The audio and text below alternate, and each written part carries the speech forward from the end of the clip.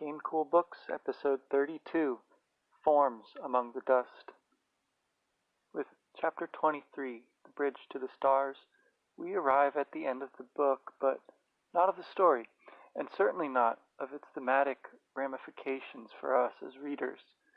We see the culmination of this stage of Lyra's growth, the twilight between innocence and responsibility, as she deals with the unintentional betrayal her path has led up to, and she resolves on what to do next. We see that other bridge, at once more ethereal and more substantial than the bridge of packed snow she so narrowly crossed, and we consider the choices Lyra and each of her parents makes when confronting it. Having just parted from the last of her companions, the armored bear, King Yorick Byrnison, as she proudly named him, as he reminds her of her new name, Lyra Silvertongue. As she's hardly just escaped by a leap from the fall into the chasm with that bridge of snow, Lyra takes a moment to recover. "I just don't know what we got to do," Lyra sobbed. "It's too much for us, Pan. We can't." She clung to him blindly, rocking back and forth and letting the sobs cry out wildly over the bare snow. And even if Mrs. Coulter got to Roger first, there'd be no saving him, because she'd take him back to Bolvangar or worse, and they'd kill me out of vengeance. Why do they do these things to children, Pan? Do they all hate children so much that they want to tear them apart like this? Why do they do it? But Pantalaimon had no answer. All he could do was hug her close. Little by little, as the storm of fear subsided, she came to a sense of herself again. She was Lyra, cold and frightened by all means but herself.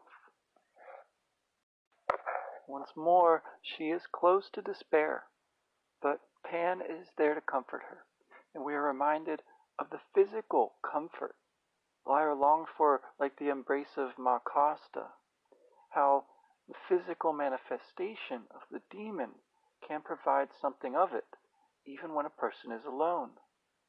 Lyra's own resources prove more effective anyhow than the clumsy ministrations of Thorold, and though Pan is no more able to answer her questions, simply asking them provides some solace. In talking to him, she is quite literally brought back to herself. And then, in an interesting contrast to the fairy tale mode, she checks herself. She says, "I wish," and stopped. There was nothing that could be gained by wishing for it. Now, I'm not sure that that's entirely true. Maybe nothing can be gained by wishing alone, but perhaps nothing could be accomplished without it either. And whatever Azriel's mysterious power of calling entails, it seems to involve some of that magical efficacy of the wish. And so does storytelling, as Pullman acknowledges in his sketch named for the Grimm fairy tale. To carry further what we saw in the last couple chapters, our final impressions of Lyra's world are surreal combinations of extremes, like Azriel's cozy house all alone in the waste. And now we get the still more fantastic juxtaposition of the light of the aurora and its beachside city against the snow and the stark landscape. And in terms of sound, the weight of the words bleak and blaze help to reinforce this contrast. We've had the other worlds compared to the stars by Kaisa, and he emphasized the different quality of the distance between us and them as opposed to the distance between this world and the others. But here, as we're told, though there are billions of stars, like diamonds on velvet, they were outshone by the aurora, outshone 100 times. Never had Lyra seen it so brilliant and dramatic, with every twitch and shiver new miracles of light danced across the sky. So it's described by Kaisa before as holy. You'll recall here it abounds in those miracles of light, brighter, of course, than the stars, so distant as they are. They're still part of this universe. But the city, which is not, is actually more clear and solid still. Whereas the rest of this present world she's surrounded by is bleak beyond imagining. The city in the lights is welcoming, and the world she's in full of mountains sharp as scimitars. And so now that returning and going back is as impossible as any wish, Lyra still does turn and look back longingly, but she can't see any evidence of Yorick or the fight going on behind her. Pan, meanwhile, continues to look ahead. As he's done more than once during this pursuit, he narrates for us what he sees. "They're just beyond the peak," he said. "Lord Asriel's laid out all his instruments, and Roger can't get away." And then the description from him passes neatly back into the narrator's voice, who introduces what will prove to be an extended simile between the aurora and the workings of some elaborate electrical apparatus. As he said that, the aurora flickered and dimmed like an amberic bulb at the end of its life, and then went out altogether. In the gloom, though, Lyra sensed the presence of the dust, for the air seemed to be full of dark intentions, like the forms of thoughts not yet born. In the enfolding dark she heard a cry, "Lyra! Lyra!" So what Lyra feels is still more unsettling maybe than the actual darkness. It's that presence of dust. And she's had intimations of this before when leading the children out of Bolvangar. Here, it's not Asriel, but Roger calling to her. And in a portentous phrase that plays on the sound of the word gloom just before it, she hurries on at the end of her strength through the ghostly gleaming snow, those heavy clusters of consonants again. And she calls back to Roger. Again, the contrast between the kinds of calling that Lyra does versus Asriel. The element of surprise obviously is not an object here. This reflects not only her strain and distress, but the fact that among her scattered emotions now is concern for Roger above all else. And those emotions are connected back to the whole range of her experiences so far in the journey, in the way that Pan goes on changing. Rapidly, in his agitation, lion, ermine, eagle, wildcat, hare, salamander, owl, leopard, every form he'd ever taken, a kaleidoscope of forms among the dust. So that repetition, although in a different sense, of the form, those forms of thoughts not yet born, that was the dust. Now Pan explicitly connected with it, and with all of Lyra's experiences as manifested in the different animal forms, come to be a kind of kaleidoscope, whereas light creates the images in a literal kaleidoscope. It seems like it could be the dust that's casting this series of images that Pan makes visible to us here. Far from settling, right? He appears to be undergoing something reflective of a new level of awareness. something corresponding to this great anxiety of Lyra's, which might make us think back to a name that I didn't dwell on before, that of the bear counselor. Søren was his name, recalling Søren Kierkegaard, whose pseudonym wrote The Concept of Anxiety. But to really delve into that would be quite a research project. To get back to the story then, she reached the summit and saw what was happening.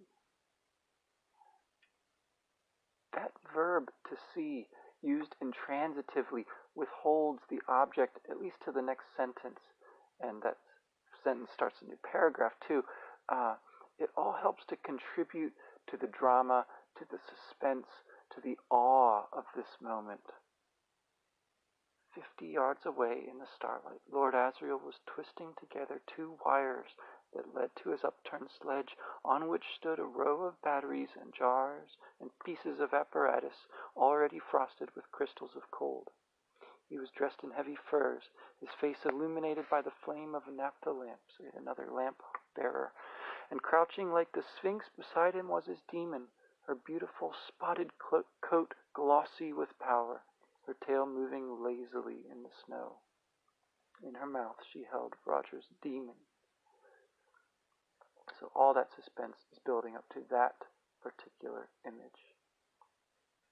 It's also one of the first descriptions we get of Stel Maria in the story, likens her then to a sphinx also. And all demons, of course, pose the riddle of human growth and development, closely tied to the classic form of the riddle of the Sphinx. And the holding of one demon by another also brings us back to Mrs. Coulter's capture of Tony Makarios, perhaps other children too, by a gentler but no less awful means of her demon taking theirs from them. Roger's helplessness here is pathetic, as it points up Lord Asriel's heartlessness as inhuman. He casually knocks him to the ground and concentrates on his experiment, trusting to his demon's bite to keep the child from running away. And where would they run? They stand against a backdrop of illimitable dark, at the edge of a cliff above a frozen sea, though that landscape will soon be transcended, becoming the frame for Asriel's impossible dream. Then, as Lord Asriel connected his wires, the aurora blazed all of a sudden into brilliant life, like the long finger of blinding power that plays between 2 terminals, except that this was 1,000 miles high and 10,000 miles long, dipping, soaring, undulating, glowing, a cataract of glory. He was controlling it, or leading power down from it, for there was a wire running off a huge reel on the sledge, a wire that ran directly upward to the sky. Down from the dark swooped a raven, and Lyra knew it for a witch demon. The witch was helping Lord Asriel, and she had flown that wire into the heights, and the aurora was blazing again. He was nearly ready. That finger of blinding power then becomes Lord Asriel's finger beckoning to Roger. It anthropomorphizes the powers at work, not unlike Thorold's name, pointing us back to the sky gods of Norse mythology or Greek.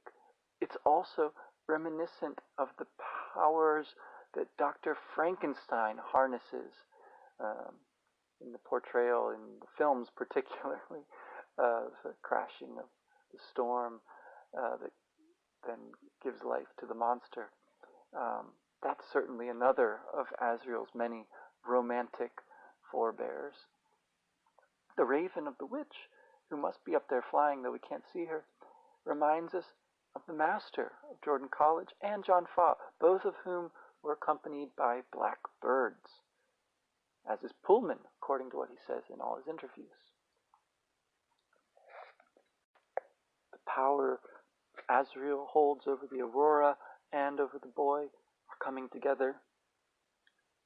Roger helplessly came, shaking his head, begging, crying, but helplessly going forward. But then Lyra and Pan break the spell, at least temporarily. And following on all his anxious changes, as he did in the battle with the golden monkey, Pan changes rapidly, and so does Roger's demon. Flick, flick, flick seems less a rendering of a onomatopoetic sound here than it is of the visual representation those flickering changes would have if you made them into sound. And it's not a coincidence, I think, that it also evokes the working of film. I'll never understand, and so I never tire of saying, how the producers of the Golden Compass movie could have cut such a cinematic tour de force as this final scene must have been from their movie adaptation when they released it at Christmas time all those years ago. We can only hope that the BBC is doing a better job this time around in their miniseries. Anyway, this confused skirmish represents the final direct confrontation with Lord Asriel. Or rather, the first direct confrontation with Lord Asriel. It's the only time we've seen anyone actually fight back against him, I think, in this book. But curiously, he personally doesn't seem to even take part in it. Again, he's trusting to his demon, and he's concentrating on his instruments. Her description as spotted beast is also reminiscent of, or at least could possibly suggest Dante in the Inferno, rather than the ancient myth of the Sphinx. The symbolic leopard, though what exactly it symbolizes is not entirely clear, I guess, in the dark wood at the start of the Inferno, or Geryon, the emblem of fraud, who physically conveys the pilgrim and poet to the lowest circles of hell. So Asriel trusts also, perhaps, to another combatant. Both children were fighting her too, that is his demon, or fighting the forms in the turbid air, those dark intentions that came thick and crowding down the streams of dust. It's important to remember we're all still operating on the understanding of dust as original sin, with whatever power that Lord Asriel is able to exert by willing it. Maybe those are overlapping here. Maybe those are indistinguishable here. But anyhow, after another dramatic one-sentence paragraph, we get this long and endless seeming sentence. So first, Lyra leaped up and seized Roger's hand. She pulled hard, and then they tore away from Lord Asriel and ran, hand in hand. But Roger cried and twisted because his demon was caught again, held fast in the snow leopard's jaws, and Lord Asriel himself was reaching down toward her with a wire. And Lyra knew the heart-convulsing pain of separation and tried to stop, but they couldn't stop. The cliff was sliding away beneath them, an entire shelf of snow sliding inexorably down. The frozen sea 1,000 feet below. Lyra! Her heartbeats leaping in anguish with Roger's, tight clutching hands. His body suddenly limp in hers, and high above, the greatest wonder. At the moment he fell still, the vault of heaven, star-studded, profound, was pierced as if by a spear. The writing here is so interesting, so poetic in its appearance on the page, as each line slides into the next line below it, until they recede again to that one word, Lyra, in all caps. Each of these lines a sentence fragment, or a fragment of, again, that long run-on sentence that finally ends with the greatest wonder. And that's spelled out by the subsequent. Finally get a complete sentence with it, the verb being pierced as if by a spear. The modulation there is so interesting. The fragments here also evoke that separation taking place, and that separation, the shock of it, as we've heard, is possible, actually kills Roger in this moment, but of course opens up another world. The shearing off of the snow within one world is recapitulated on a much grander scale, the breaking through the fabric between the worlds. And in fact, that breaking affects a joining. And that's how they'll talk about it in The Subtle Knife, as the world's being joined on in that moment. So, in the series of juxtapositions here, now also the body of her friend is connected with the greatest wonder in nature or in supernatural events.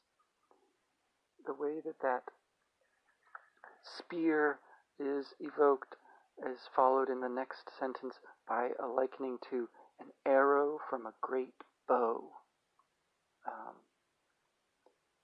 We could think here of other spear wounds.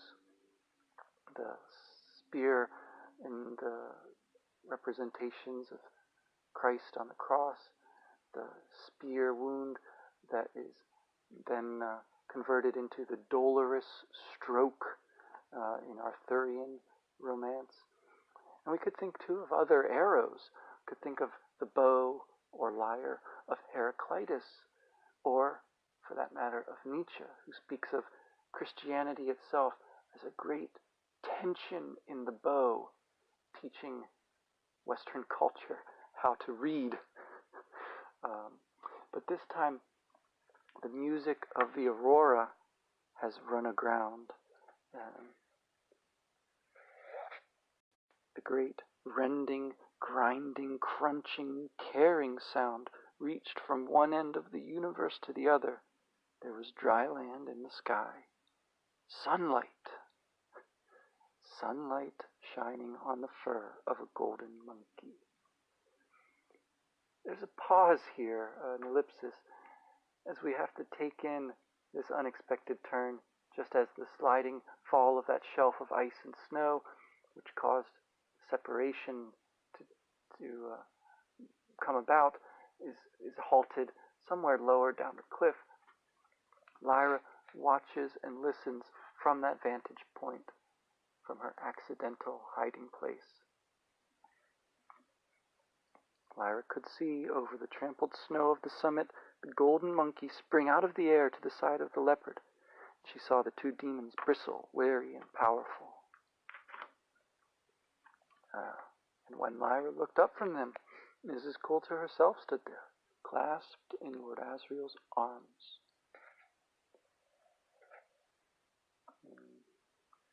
Lyra, helpless, could only imagine what had happened. Somehow Mrs. Coulter must have crossed that chasm and followed her up here. Her own parents together and embracing so passionately, an undreamed of thing. So,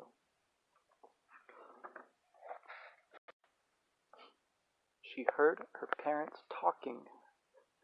Their argument concerns the repercussions of what Asriel has done, but also what role Mrs. Coulter should play in what he still has to do. Helping to spell out the parallels with the Genesis story, the language here is loaded. He has gone beyond being allowed or forbidden, as if they were children, though it took the sacrifice of a particularly innocent child to do so. And rather than being exiled from paradise, he has broken out of his stifling exile and from the wasteland where he was sent.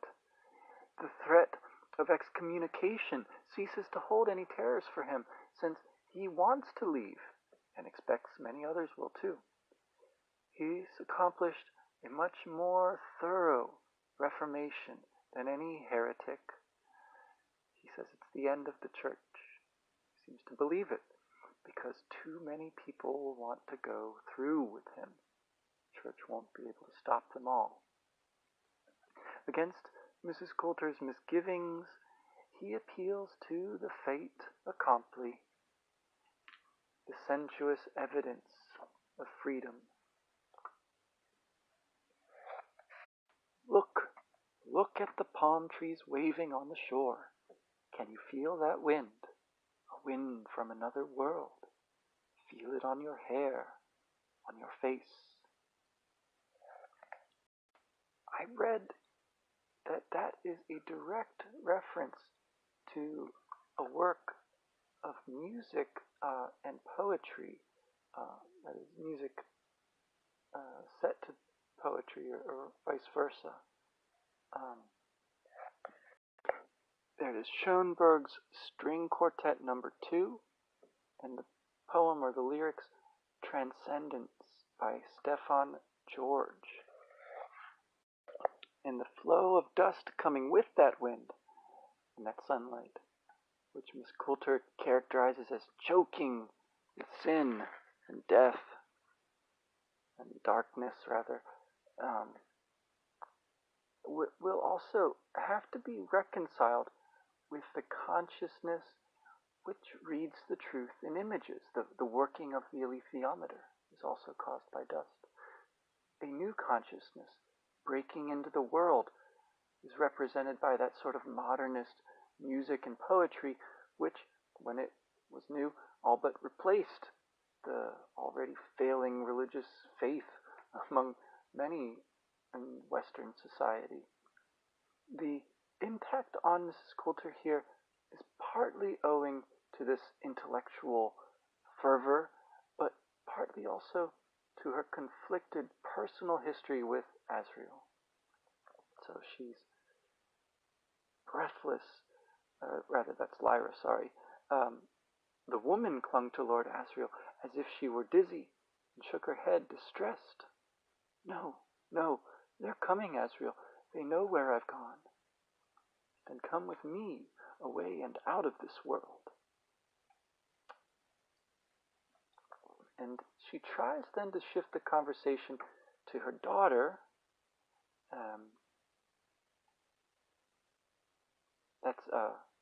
Asriel brings in Lyra there because Mrs. Coulter says she dare not, and he says that Lyra would, right?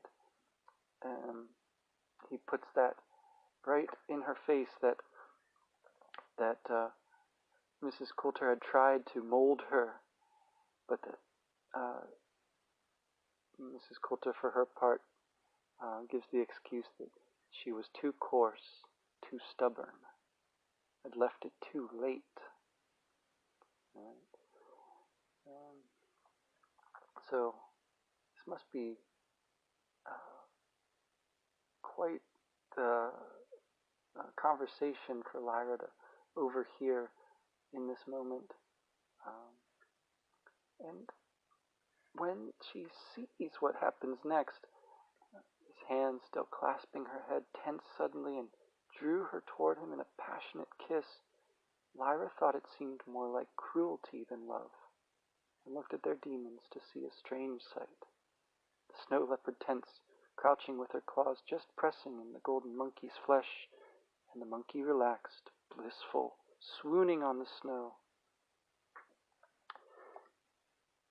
That is an illustration, I think, of how complex, how fascinating and yet cruel this love, this family love, this romantic love, which is of course celebrated in many ways, can also be. It's it's an important caveat from the narrator here. Um, and it's very, very lightly done. We don't get much of an idea of what Lyra thinks of all this, but the hints that we do get are telling. So this is where we get Mrs. Coulter's first name. Again, Asriel demands that she come with him, come and work with me. We couldn't work together, you and I. No, you and I could take the universe to pieces and put it together again, Marisa. We could find the source of dust and stifle it forever. And that might not always be possible, right? To put back together something that's once been broken.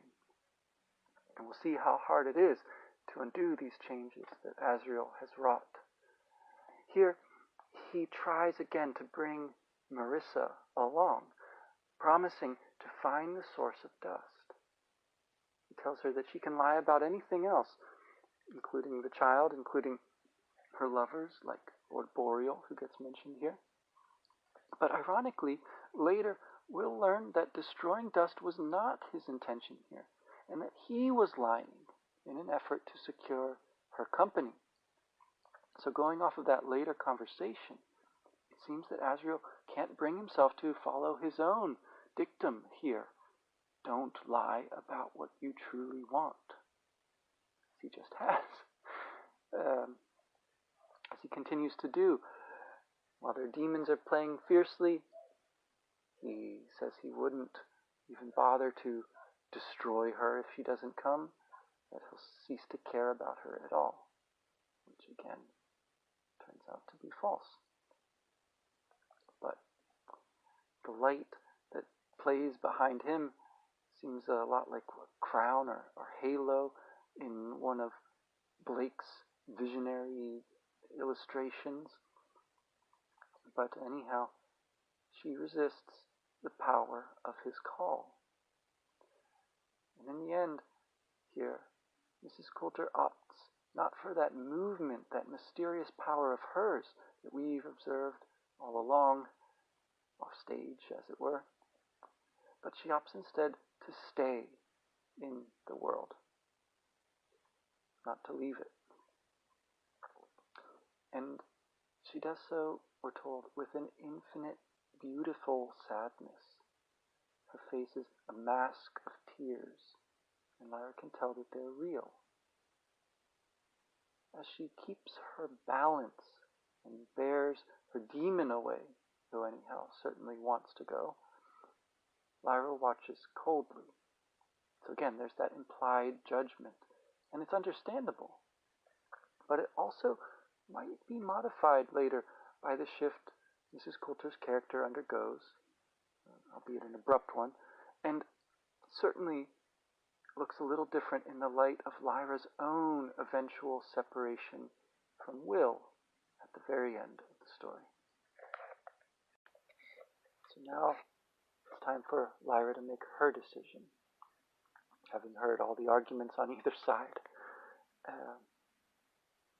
Such a vault of wonders she had never seen. Vault is a very interesting word to me, connoting the arch of the sky, but also the treasure hoard in the deep. And another rich ambiguity here. The city hanging there so empty and silent looked new-made, waiting to be occupied, or asleep, waiting to be woken. Each of those may be projections of Lyra's innocence and Roger's peaceful rest. In the golden glow of the sun that melts the snow on his face, or rather on his hood, she is nevertheless back where she started the chapter, crying. She felt wrenched apart with unhappiness, and with anger too. She could have killed her father. If she could have torn out his heart, she would have done so there and then for what he'd done to Roger. and her tricking her. How dare he? So, heart tearing out would not be unprecedented, though the connection to Yorick's victory over Yofor is not made explicit. And that combination now of sorrow and anger is yet another pairing that rings true, and at least part of it owes to Lyra's sense of her father having tricked her, which is exactly what she has done so well all along, not least to Yofor. But if that's the line of thought at all, it's interrupted.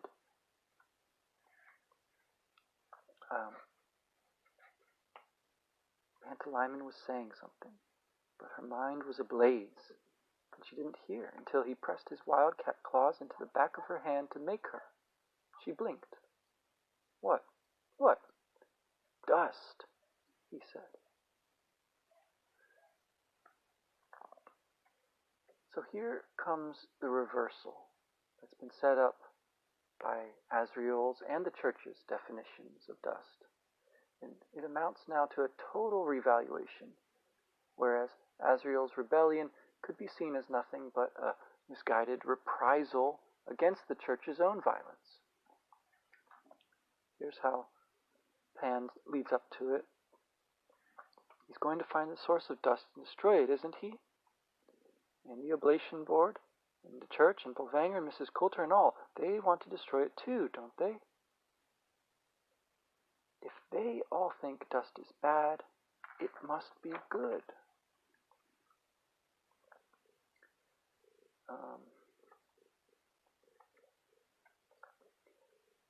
He goes on. We've heard them all talk about dust, and they're so afraid of it, and you know what?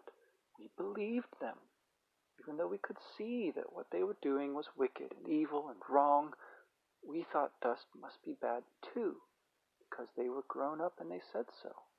But what if it isn't? What if it's... She said breathlessly, yeah, what if it's really good?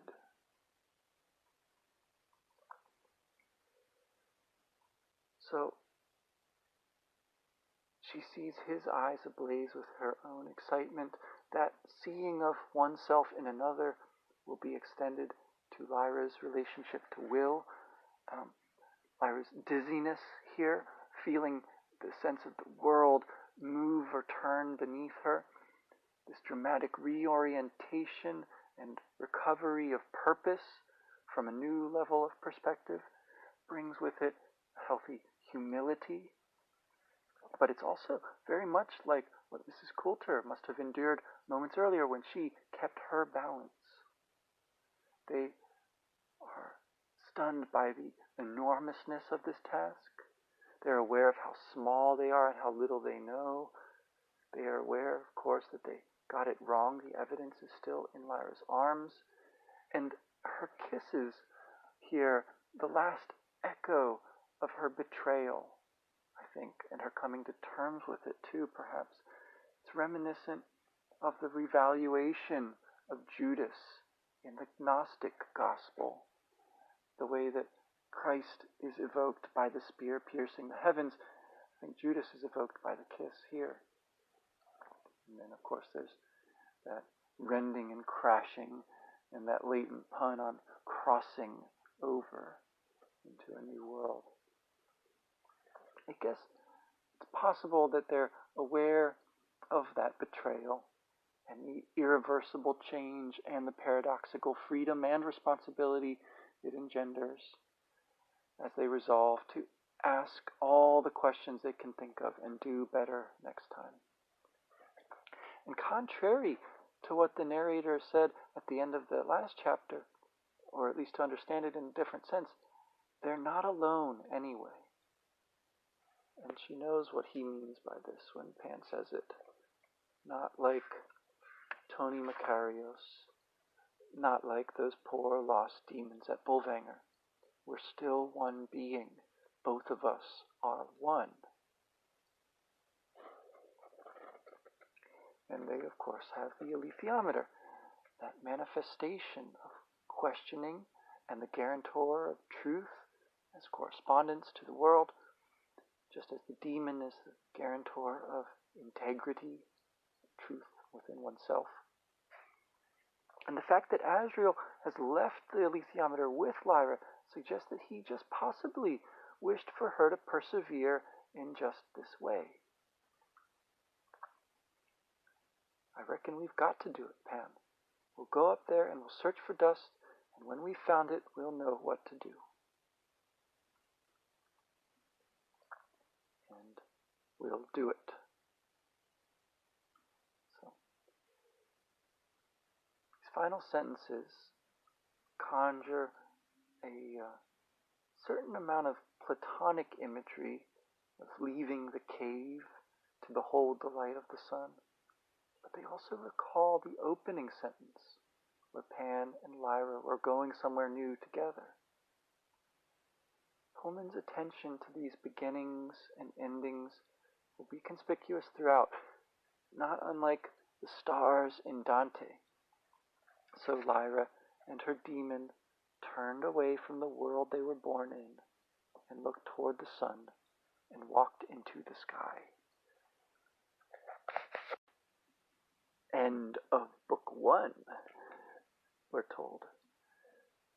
For recess, we'll want to imagine this final scene in all its cinematic opulence, the awesome lighting, the vibrant kaleidoscope of forms and colors, sound effects, all those brilliant demonic changes in the combat, but all in vain, as they're thwarted by fate and by fate's cooperation with Lord Asriel's outrageous ambition, by the abrupt sidelining of Lyra back to her original perspective, not from a wardrobe now, but from a shelf of snow on a cliff. She looks on and overhears, unseen, unnoticed by her parents. Unless it's possibly Asriel's diversionary tactics there that leads him to kiss Mrs. Coulter, but I don't really think that's the case. So very much as we have been the whole time, unseen, unnoticed by the characters, as readers. And so we'll wish all the more to see Lyra achieve some vindication for this in the sequel. And we'll be crushed then by all the twists and turns that part of the story too will take at the end of The Subtle Knife, the beginning of the Amber Spyglass. But then there will finally be a kind of satisfaction in the return of Lyra's agency, its fulfillment indeed, in the conclusion of the Amber Spyglass.